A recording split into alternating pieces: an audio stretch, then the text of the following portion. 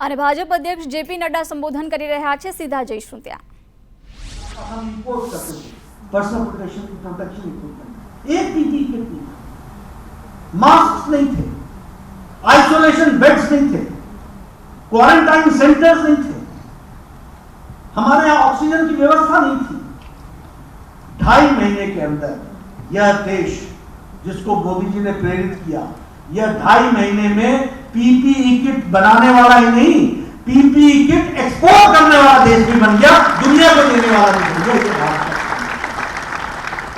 Isolation beds बनाए, German hangers लगवाए, dormitories बनवाई, आइसोलेशन बेड्स बनवाए, हमारे डॉक्टर्स को प्रेरित किया, फ्रंटलाइन वर्कर्स पूरी ताकत से लगे, मिशनरी जीन से लगे, और जब हम तैयार हो गए तो हमने लॉकडाउन धीरे धीरे हटाया। गरीब लोगों को जब कोरोना आया था, तो पिछली बार जब पेंडेमिक आया था तो बीमारी से ज्यादा लोग भूखमरी से मर गए, तो प्रधानमंत्री जी ने प्रधानमंत्री गरीब कल्याण अन्न योजना के तहत कोरोना के समय से आज दिन तक 80 करोड़ की जनता को 5 किलो गेहूं या 5 किलो चावल, 1 किलो दाल प्रति व्यक्ति देने का निर्णय करके लोगों को भूखमरी से बचाया। 2 वक्त की व्यवस्था। और सबसे इंपॉर्टेंट बात आप नोट कर लीजिए, मुझे स्वास्थ्य के क्षेत्र में काम करने का मौका मिला है। ट्यूबरक्लोसिस की दवा को इस देश में आने में 25 साल लगे, टेटनस की दवा को इस देश में आने में 28 साल लगे, स्मॉल पॉक्स और चिकन पॉक्स की दवा को आने में इस देश में लगभग 30 वर्ष लगे। ट्यूबरक्लोसिस मैंने बताया आपको 28 साल, 20-20 साल, 25-25 साल। पोलियो की दवा को आने में 25 साल लग गए। यहां कोरोना का पहला केस जनवरी 2020 को डिटेक्ट हुआ, अप्रैल 2020 को उन्होंने पीएम ने टास्क फोर्स बैठाया और साइंटिस्ट को प्रोत्साहित किया, भारत सरकार की तरफ से आर्थिक मदद दी, और 9 महीने में भारत ने एक नहीं 2 इंडिजिनस वैक्सीन बना करके दुनिया को दी। This is now India, how it is changing. और आप सब लोग बैठे हैं, किसी के भी मुंह पर मास्क नहीं है, और बड़े नजदीक नजदीक बैठे हैं। 217 करोड़ डोज लगा करके बैठे हैं, साथ में बूस्टर भी लगा करके बैठे हैं। यह सुरक्षा कवच प्रधानमंत्री मोदी जी ने आपको दिया, and this is the largest and the fastest vaccination programme which has taken place. India कहां खड़ा है, आप समझो इसको। अमेरिका वो वैक्सीनेशन 50% नहीं लगा सका जो इंडिया लगा करके खड़ा हो गया। अमेरिका की लिटरेसी रेट देखो, हमारी लिटरेसी रेट देखो, उनकी इकोनॉमिक ग्रोथ को देखो, हमारी इकोनॉमिक ग्रोथ को देखो, और उसके बाद we are the fastest and the largest vaccination programme को किया। और इतना ही नहीं, 100 देशों को वैक्सीन मैत्री में हमने 20 करोड़ डोज पहुंचाए हैं और 2.5 करोड़ मुफ्त पहुंचाए हैं 48 देशों को, ये भी हमको याद है। इसलिए कोविड मैनेजमेंट हो, उसमें अगर इंडिया को देखा जाए तो इंडिया ने अपने आप को हर तरीके से उसमें परिवर्तित करके दिखाया है।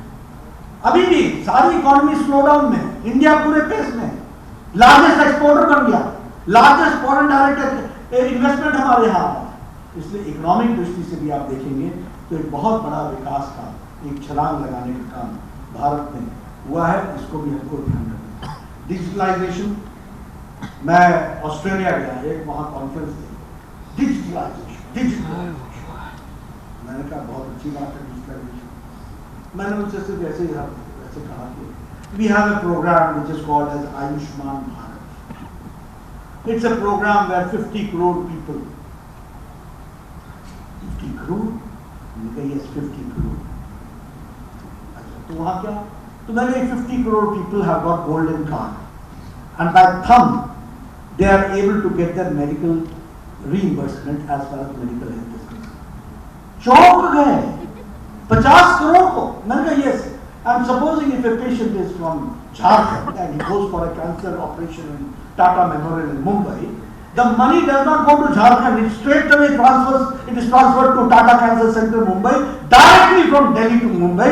This is the digitalization of India at to the tune of 50 crore.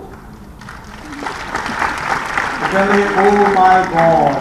मैंने कहा नहीं, it is India, not God, we. तो जो भी भारत करता है वो लार्जेस्ट ही होगा, जो भी हम करेंगे वो लार्जेस्ट ही स्कीम होगा। अब तो मोदी जी ने कहा है कि हम ट्यूबरक्लोसिस को 2025 में खत्म करेंगे, मिलेनियम डेवलपमेंट गोल्स में वो 2030 में खत्म होना है, हम 5 साल पहले कर रहे हैं। अब भारत का साइज देखो ना भाई, और भारत में ट्यूबरक्लोसिस के पेशेंट्स का नंबर देखो, और चैलेंज देखो कि क्या हम लोगों ने लिया है। और जो भी काम को भारत लेता है, जब देश ठान लेता है तो वो करके दिखा देता है, इस बात को ये हमारी ताकत है। इसलिए मित्रों, हम आपके साथ इन बातों को इसलिए शेयर कर रहे हैं क्योंकि आज किस तरीके से देश में प्रगति हुई। एयरपोर्ट्स की बात की, 74 एयरपोर्ट्स से आज 140 एयरपोर्ट्स हो गए। उड़ान में हमारे प्रधानमंत्री का सपना है कि हवाई चप्पल पहनने वाला हवाई जहाज में घूमे,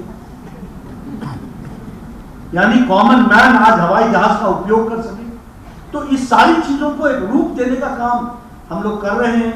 और मैं चाहूंगा कि इन सब चीजों को, जब हम कहते हैं कि इंडिया मैन्युफैक्चरिंग का भी एक ग्लोबल हेड सेंटर बन रहा है, तो उसको आगे बढ़ाने की आवश्यकता है, यह मैं कहना चाहूँगा। मैं यहाँ आपसे एक बात और भी शेयर करना चाहूँगा कि गुजरात का भी जो क्रॉस स्टेट डोमेस्टिक प्रोडक्ट है वह ₹99,000 करोड़ था इन 2001, आज वो बढ़ करके 19 लाख करोड़ हो गया है। ये हमारा GST है। अगर हम ज्योति ग्राम योजना की बात करें तो 81,000 villages in Gujarat are having an electricity supply of 24 hours. अगर हम बात करें स्टूडेंट ड्रॉप आउट परसेंटेज का, तो 2001 में it was 37%, now it is 3%। आप शिक्षा की दृष्टि से देखिए, अगर हम मेडिकल सीट्स की बात करें तो एक समय में 1300 मेडिकल सीट्स थी, आज 5700 सीट्स। अगर हम यूनिवर्सिटीज की बात करें तो 2001 में 21 यूनिवर्सिटीज थी, आज आपके पास 103 यूनिवर्सिटीज। अगर हम कॉलेजेस की बात करें तो 775 कॉलेजेस थे, आज 3117 कॉलेजेस हैं। अगर हम इंजीनियरिंग कॉलेज की बात करें तो 26 से बढ़कर के 133 इंजीनियरिंग कॉलेजेस। और अगर हम बात करें डेवलपमेंट की दृष्टि से तो डायमंड, अगर सूरत डायमंड के लिए जाना जाता है, टेक्सटाइल्स के लिए जाना जाता है, तो